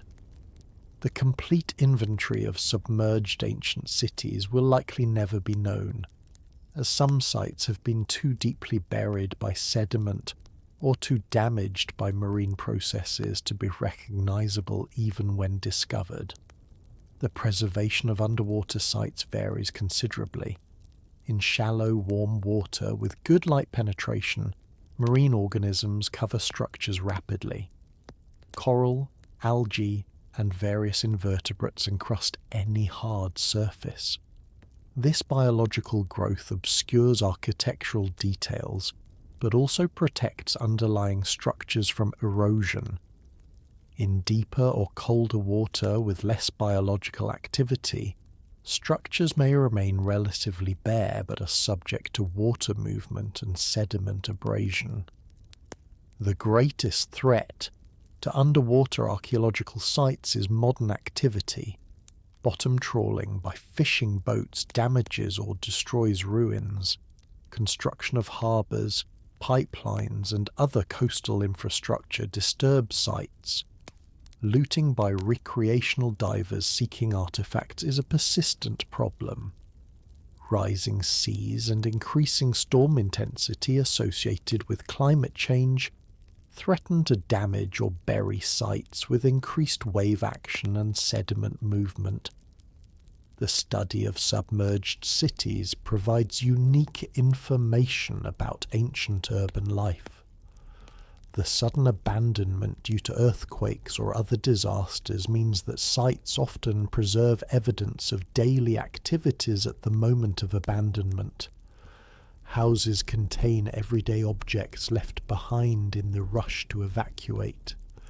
Harbour installations preserve ships that sank or were abandoned.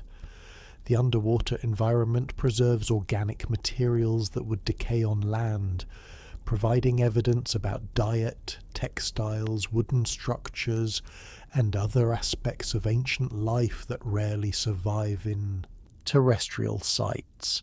However, underwater sites also present interpretation challenges. The marine environment transforms sites in ways that can obscure original configurations. Currents move objects. Marine organisms burrow into sediments, disturbing stratigraphy. Ships that sank may have come from different periods than the structures they lie near, but distinguishing their dates requires careful analysis. The process of excavating underwater requires disturbing sediments in ways that make stratigraphic relationships difficult to document compared to terrestrial excavation. The future of underwater archaeology is likely to involve increasing use of remote sensing and robotic technologies. Autonomous underwater vehicles can survey large areas more efficiently than divers. Acoustic imaging can map sites without disturbing them. Remotely operated vehicles can excavate in conditions that would be dangerous or impossible for human divers.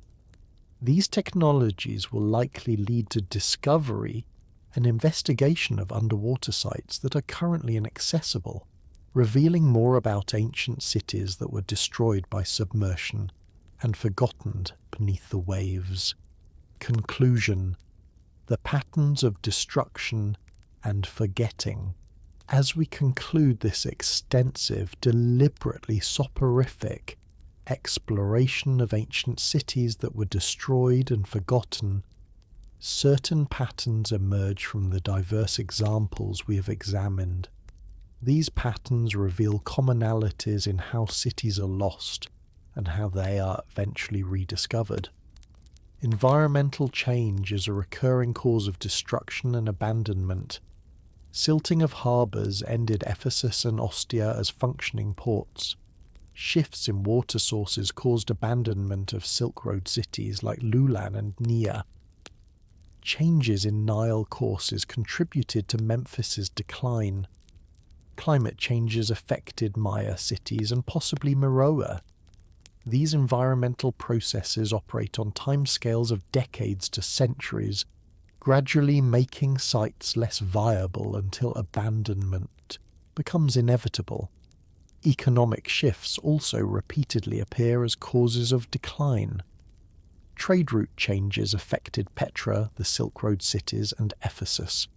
Economic crises affected Ostia and contributed to the Maya collapse. Cities that depended on specific economic functions, controlling trade routes, serving as ports, supplying particular products, were vulnerable when those functions became less important or were performed elsewhere. The economic decline led to population loss, reduced resources for maintenance, and eventual abandonment. Military destruction and political changes contributed to many cities' ends. Carthage was deliberately destroyed by Rome. Meroe was damaged by Aksumite attacks. Political changes affected Pompey's sister cities and contributed to shifts away from Memphis and Ostia. However, pure military destruction was rarely the sole cause of permanent abandonment. Cities could be rebuilt after military damage if economic and environmental conditions remained favourable. It was usually the combination of military damage with other factors that led to permanent abandonment. Natural disasters provided sudden destruction in some cases.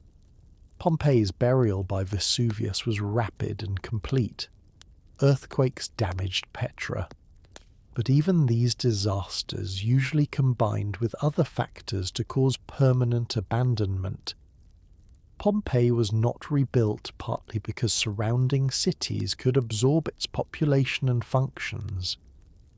Petra's earthquake damage mattered more because the city was already in economic decline.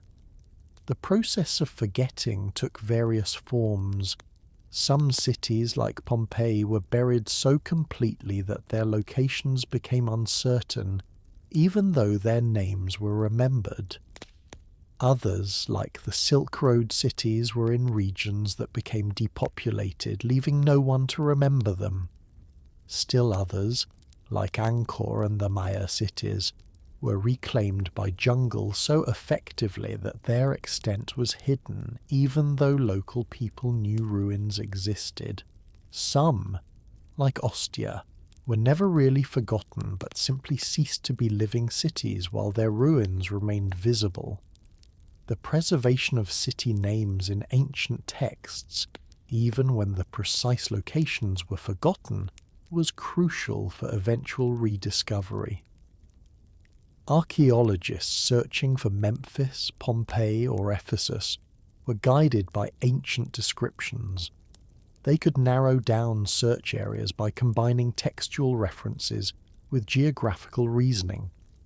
Without these textual references, many cities might never have been identified even after their ruins were encountered. Local knowledge, even when disconnected from specific historical understanding, also aided rediscovery. The local people who guided Burckhardt to Petra, the Cambodians who knew of ruins at Angkor, the Bedouins who knew of ruins in the desert, all possessed knowledge that proved valuable when archaeologists began systematic investigations. The complete forgetting of sites was rare. More common was the loss of specific historical knowledge while general awareness of ruins persisted. The role of European explorers in rediscovering sites in the 18th and 19th centuries is complex.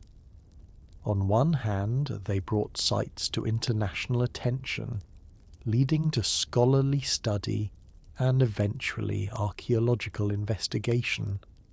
On the other hand, the lost city narrative often obscured the fact that sites were not truly lost, but were known to local people. The colonialism that enabled European exploration was exploitative and damaging. The removal of artifacts to European museums deprived source countries of their cultural heritage. Modern archaeology has revealed far more about these destroyed cities than was known to the explorers who rediscovered them. Systematic excavation, scientific analysis, and interdisciplinary research have reconstructed daily life, economic systems, political structures, and cultural practices at these sites. We know more about ancient Pompeii than the ancient Romans who lived nearby knew. We understand Maya urbanism better than medieval Maya people did. Archaeological science has recovered what historical memory could not preserve, yet much remains unknown and unknowable. Most sites are only partially excavated. Economic and practical constraints mean that complete excavation is rarely possible or desirable. Some sites remain unexplored, others are inaccessible, submerged under water or concealed under modern cities. The archaeological record is fragmentary, biased toward materials that preserve well and toward aspects of ancient life that leave physical traces. Much of what ancient people experienced, conversations, emotions, social nuances, ephemeral events, leaves no archaeological trace and is lost permanently. The destruction and forgetting of ancient cities provides perspective on impermanence and cultural change. Cities that seemed permanent to their inhabitants, major centres that had existed for centuries, that housed thousands or millions, that contained the most impressive architecture and art of their time, were nonetheless abandoned and forgotten. The impermanence of urban centres, the fragility of cultural memory, and the power of natural processes to reclaim human landscapes are demonstrated repeatedly. Yet the archaeological recovery of these cities also demonstrates the persistence of human curiosity and the value of cultural heritage. People care about understanding the past. Resources are devoted to uncovering, studying, and preserving ancient sites. The destroyed and forgotten cities have been, to varying degrees, remembered again, made accessible to study and visitation, integrated into contemporary understanding of human history. As you drift towards sleep, perhaps contemplate these cycles of creation, destruction, forgetting, and rediscovery. Imagine the merchants of Ostia watching ships in the harbour, unaware that silting would eventually end their city's maritime role. Picture the Maya priests atop Tikal's temples, not knowing that within generations their city would be abandoned to jungle. Envision the Nabateans carving facades at Petra, confident in their kingdom's future, unknowing of earthquakes and trade route changes to come. These people lived their lives in their present, as we do in ours, unable to foresee the long-term processes that would transform their cities into ruins and eventually into subjects of archaeological study. Sleep now, your mind filled with images of buried streets, sand-covered stones, jungle-draped temples and crumbling walls. Let the tedious details of environmental processes, the slow timescales of decline, the methodical work of archaeological excavation, and the vast spans of time between ancient occupations and modern investigations all blend together into a soporific haze conducive to rest. Tomorrow these cities will still be there, some exposed to tourists, some still buried, some underwater, some in active excavation waiting to tell their stories to whoever has the patience to listen to their silent testimony. Good night.